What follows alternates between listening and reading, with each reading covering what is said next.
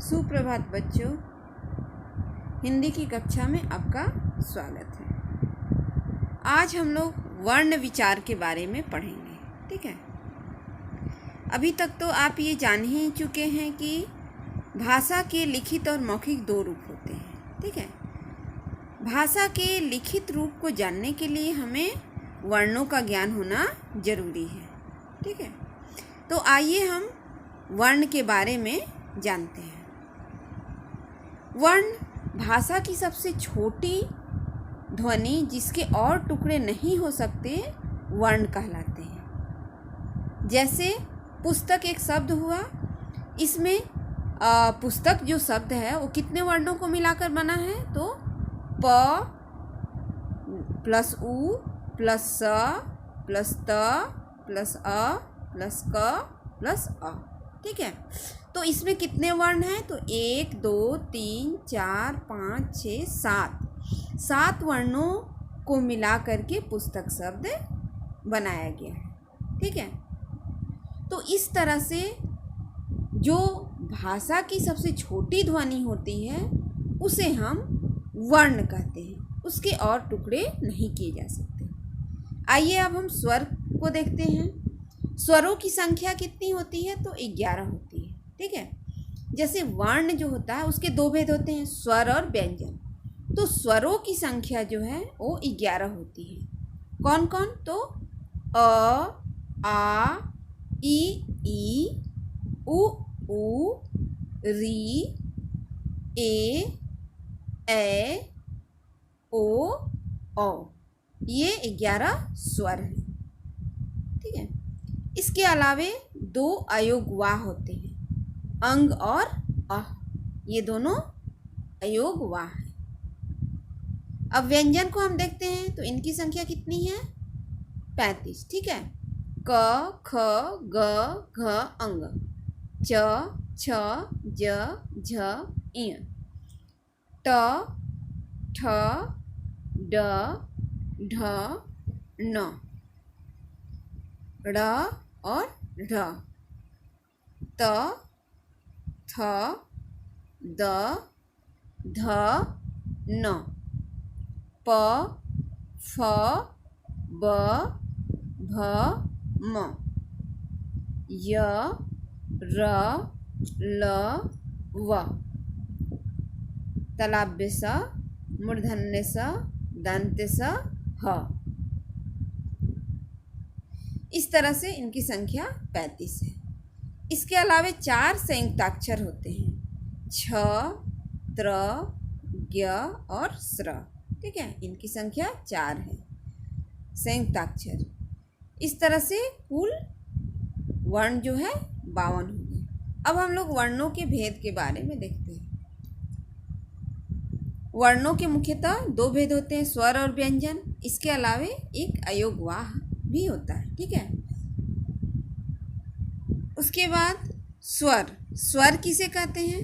तो जिन वर्णों का उच्चारण करते समय किसी अन्य ध्वनि की सहायता न ली जाए, ठीक है, और हवा मुंह में बिना रुके बाहर आए, उन्हें स्वर कहते हैं। ठीक है, स्वरों के उच्चारण में हम किसी अन्य वर्ण की सहायता नहीं लेते हैं। ठीक है, और स्वरों की संख्या कितनी है? तो 11। कौन कौन से?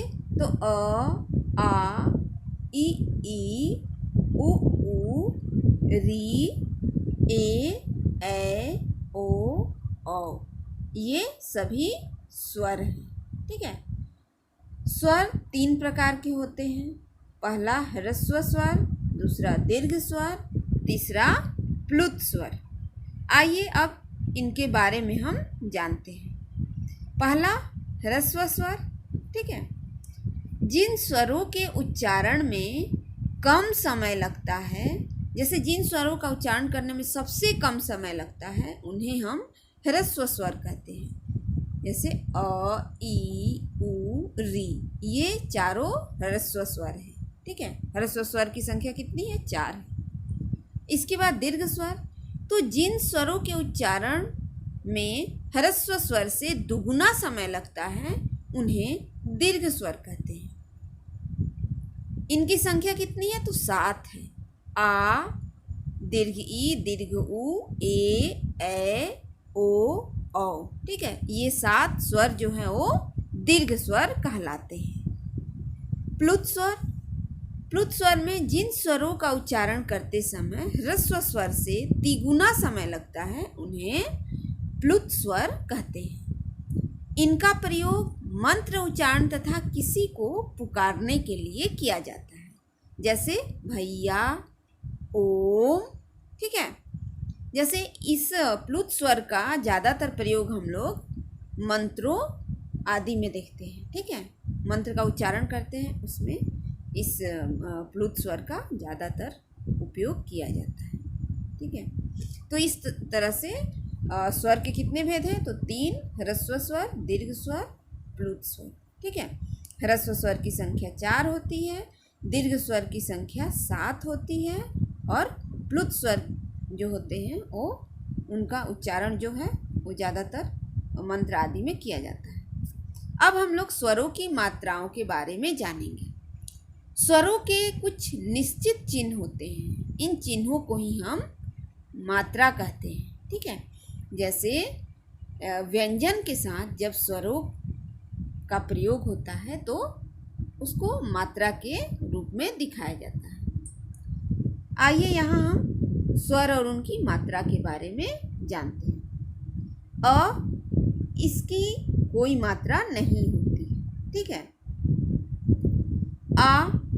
आ के लिए मात्रा आपका दिया गया है, ई, दीर्घ ई, हर्ष उ, दीर्घ उ, री, ए ओ, औ। अब हम लोग व्यंजन के बारे में जानते हैं। ठीक है, व्यंजन के भी 3 भेद होते हैं, स्पर्श व्यंजन, अंतःस्थ व्यंजन और उष्म व्यंजन। ठीक है, आइए अब इन तीनों के बारे में हम जानते हैं। ठीक है, पहला हमारा है स्पर्श व्यंजन। स्पर्श व्यंजन क्या है? तो जिन व्यंजनों का उच्चारण करते समय हवा कंठ, तालु, मूर्धा, दांत या ओठों का स्पर्श करके मुख से बाहर निकलती है उन्हें स्पर्श व्यंजन कहते हैं। ठीक है, स्पर्श व्यंजन की संख्या कितनी होती है? तो 25 होती है। देखिए, जैसे कवर्ग, कवर्ग में 5 वर्ण क, ख, ग, घ, ङ। ठीक है, उसके बाद चवर्ग, चवर्ग में 5 वर्ण च, छ, ज, झ, इय। ठीक है, उसके बाद टवर्ग में ट, ठ, ड, ढ, ण। उसके बाद तवर्ग में त, थ, द, ध, न। पवर्ग में प, फ, ब, भ, म। ठीक है, अब हम लोग अंतःस्थ व्यंजन के बारे में देखते हैं। तो अंतःस्थ व्यंजन उन्हें कहते हैं जिन व्यंजनों का उच्चारण स्वरों और व्यंजनों के मध्य का होता है। ठीक है, ना तो उनका उच्चारण स्वर की तरह स्वतंत्र रूप से किया जाता है और ना ही तो व्यंजनों की तरह पूरी तरह से रुकावट के साथ किया जाता है। ये हैं य, र, ल, व। ये चारों क्या है? अंतःस्थ व्यंजन है। इनकी संख्या 4 होती है। उसके बाद उष्म व्यंजन, तो जिन व्यंजनों का उच्चारण करते समय हवा के रगड़ खाने से मुख में गर्मी उत्पन्न होती है। ठीक है, अतः उन्हें उष्म व्यंजन कहा जाता है। इनकी संख्या भी 4 होती है, तलाव्य स, मूर्धन्य स, दांत्य स, ह। ये चारों उष्म व्यंजन हैं। इसके बाद आगत ध्वनियों के बारे में हम जानते हैं। आगत ध्वनियाँ तथा उनके वर्ण। ठीक है, आगत ध्वनियाँ मतलब कि कहीं से आई हुई ध्वनि। आगत का अर्थ होता है बाहर से आया हुआ। ठीक है, उन्हें ही हम आगत ध्वनि कहते हैं। आगत का अर्थ ही होता है बाहर से आया हुआ। आगत ध्वनि का प्रयोग हम लोग ज़्यादातर जो अंग्रेजी भाषा है, अंग्रेजी भाषा के जो शब्द हैं उसका हम लोग जब हिंदी में प्रयोग करते हैं तो ज़्यादातर उसमें आगत ध्वनि का प्रयोग किया जाता है। आगत स्वर अर्धचंद्राकार है, ठीक है। इसका यहाँ जो आपको चिन्ह दिखाया गया है ये आगत ध्वनि का चिन्ह है। इसे हम लोग आगत ध्वनि कहते हैं। जैसे कि बॉल, गेंद। बॉल का अर्थ हुआ गेंद। अगर हम लोग यहाँ आगत ध्वनि नहीं लगाएंगे तो इसको पढ़ेंगे बाल, और इसका अर्थ बिल्कुल बदल जाएगा। बाल मतलब कि सिर के बाल। उसके बाद डॉल। डॉल मतलब गुड़िया, ठीक है। अगर डॉल में हम आगत ध्वनि नहीं लगाएंगे, आगत ध्वनि का प्रयोग नहीं करेंगे तो इसका ये क्या होगा, डाल। डाल का अर्थ होता है टहनी, पेड़ की टहनी को हम लोग डाल कहते हैं। तो इस तरह से आगत ध्वनि के प्रयोग से ये क्या है, शब्द का अर्थ पूरा बदल जाता है, ठीक है। इसके बाद हम लोग आगत व्यंजन के बारे में यहाँ जानेंगे। आगत व्यंजन, ठीक है। आगत व्यंजन में जैसे कि क, ख, ग, ज, फ। जैसे ज और फ है उसके नीचे नुक्ता चिन्ह लगे हुए हैं, ठीक है। तो इसे हम आगत ध्वनि कहते हैं। जहाँ भी वर्ण में ये नुक्ता का प्रयोग हो गया तो ये आगत व्यंजन कहलाते हैं, ठीक है।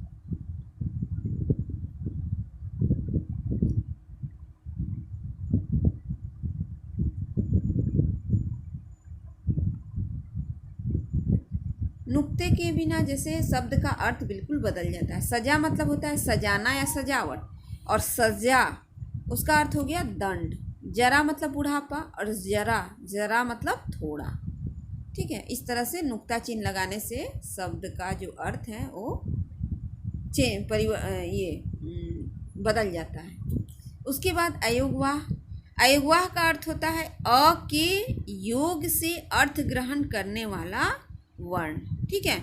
ये न तो स्वर होते हैं और न ही व्यंजन। इनका उच्चारण व्यंजनों की तरह स्वर की सहायता से होता है।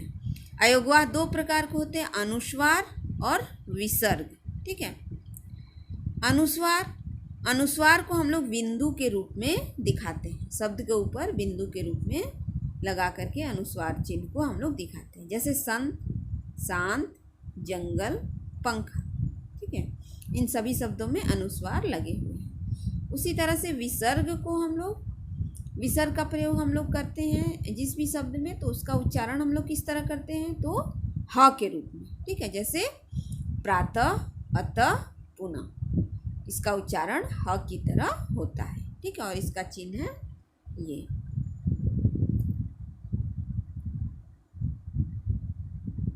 इसके बाद अनुनासिक।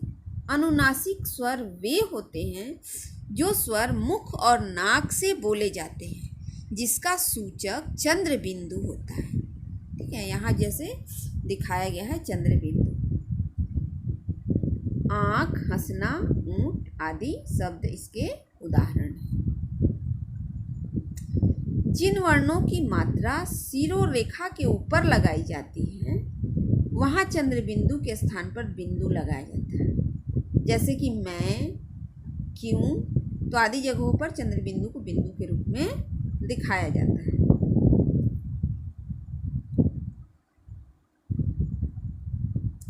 अब हम लोग संयुक्त व्यंजन के बारे में यहाँ जानेंगे। दो व्यंजनों के मेल से बने वर्ण संयुक्त व्यंजन कहलाते हैं। संयुक्त व्यंजन का अर्थ ही होता है जोड़कर बनाना। इनकी संख्या कितनी होती है, 4 होती है। छ, त्र, ज्ञ, स्र, ये चारों संयुक्त व्यंजन हैं। क प्लस स, छ, क्षमा, क्षत्रिय, कक्षा। ज प्लस य, ज्ञ, ज्ञान, ज्ञानी, यज्ञ। उसके बाद त प्लस र, त्र, त्रिभुज, त्रिशूल, त्रिकोण। स्र, स प्लस र, श्रम, श्रद्धा और श्रवण। इनके अतिरिक्त कुछ और संयुक्त व्यंजन हैं। जैसे कि द प्लस य द, विद्या विद्यालय, ठीक है। उसके बाद द प्लस व द्व, विद्वान द्वारक द्वारका, सॉरी। स प्लस च पश्चिम पश्चात। मूर्धन्य स प्लस ट स्पष्ट पुष्ट। स प्लस व स्व स्वस्थ स्वाहा। व प्लस य व्यय व्यवसाय व्यवहार। म प्लस ह म तुम्हारा तुम्हें। स प्लस व स्व विश्वास श्वास।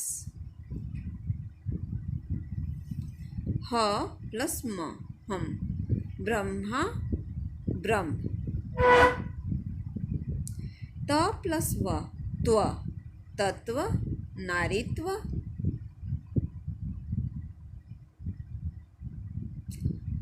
अब हम लोग यहाँ द्वित्व व्यंजन के बारे में जानेंगे। द्वित्व व्यंजन क्या होता है? तो जब एक ही व्यंजन ध्वनि दो बार एक साथ आ जाए तो उसे द्वित्व व्यंजन कहते हैं। जैसे च एक स्वर रहित है और एक स्वर के साथ। बच्चा सच्चा कच्चा। न प्लस न अन्न भिन्न गन्ना। त प्लस त पत्ता गत्ता और छत्ता। यहाँ पर एक वर्ण जो है वो स्वर रहित है, बिना स्वर के है, और दूसरा जो है स्वर के साथ है। जब दोनों वर्ण एक साथ आते हैं, एक ही वर्ण के दो रूप जब एक साथ आते हैं तो उसको हम लोग द्वित्व व्यंजन कहते हैं। जैसे ल प्लस ल, बल्ला गल्ला हल्ला।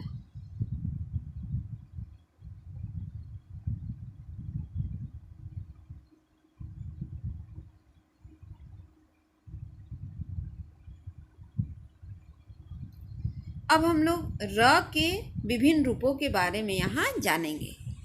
एक तो र का प्रयोग हम लोग स्वतंत्र रूप में करते हैं, और दूसरा स्वर रहित मतलब स्वर के बिना, जिसे रेफ कहते हैं, और एक स्वर रहित र जिसे पदेन कहते हैं, जिसको कि तिरछी रेखा के रूप में हम लोग दिखाते हैं।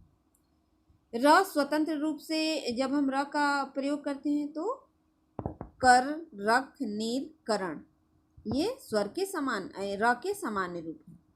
उसके बाद रेफ के रूप में चर्म धर्म कर्तव्य कर्म, स्वर रहित र का रूप यानी कि रेफ। और र जिसको हम लोग पदेन कहते हैं, जिसको हम लोग वर्ण के नीचे तिरछी रेखा के रूप में दिखाते हैं। जैसे क्रम भ्रम कद्र विग्रह, स्वर रहित र का रूप यानी कि पदेन। उसके बाद एक हम लोग दिखाते हैं र का ये रूप है जो यहाँ आपको दिखाया गया है। जैसे कि ये, इसको इस तरह से हम लोग दिखाते हैं। ट्रक राष्ट्र ड्रम। तो जब र का ये रूप स्वर रहित मतलब बिना स्वर के, जब इसको हम लोग ट और ड के साथ इसका प्रयोग करते हैं तो इसको इस रूप में हम लोग दिखाते हैं। ठीक है।